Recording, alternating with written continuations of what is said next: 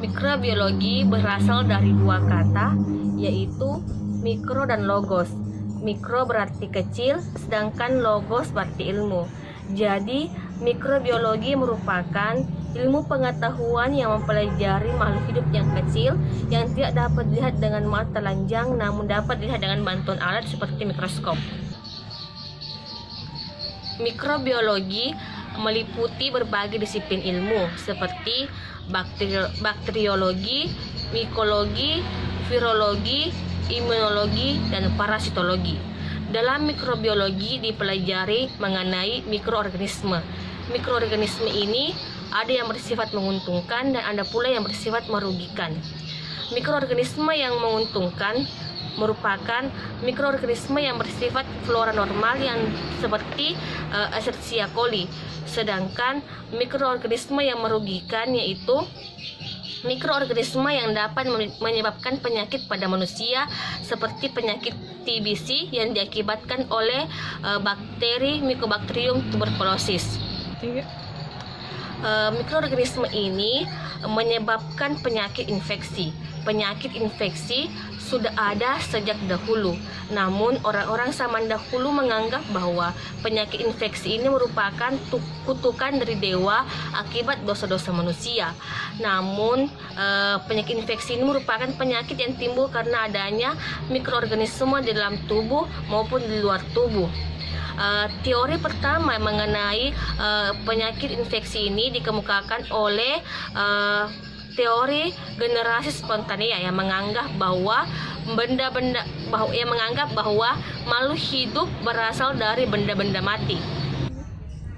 Pada tahun 1860, seorang ilmuwan yang bernama Louis Pasteur melakukan penelitian dengan menggunakan mikroskop yang telah ditemukan oleh Anthony van Leeuwenhoek.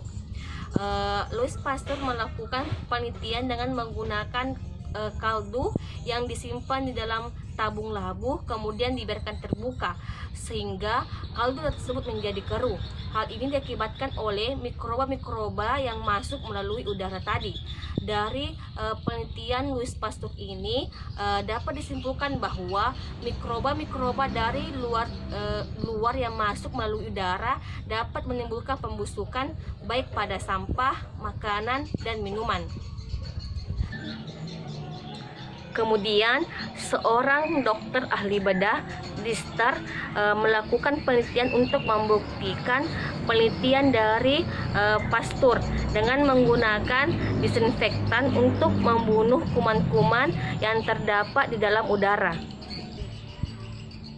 Pada tahun 1876, Robert Koch melakukan penelitian pada kuman antraks yang menyebabkan penyakit pada hewan ternak, sehingga muncullah teori postulat Koch yang terdiri atas 4. Yang pertama itu kuman harus terdapat pada hewan ternak yang sakit tetapi tidak terdapat pada hewan ternak yang sehat.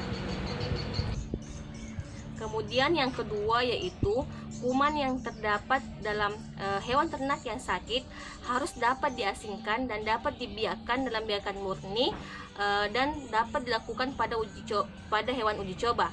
Kemudian yang ketiga, kuman yang telah diasingkan tadi kemudian dimasukkan ke dalam tubuh hewan uji coba yang sehat dan dapat menimbulkan penyakit yang sama.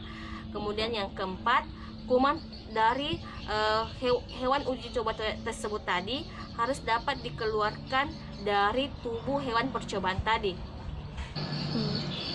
Pada tahun 1900, semua jenis kuman yang menyebabkan penyakit telah dapat ditemukan, seperti Bacillus anthracis, Salmonella typhosa, Shigella dysentery, dan Treponema pallidum.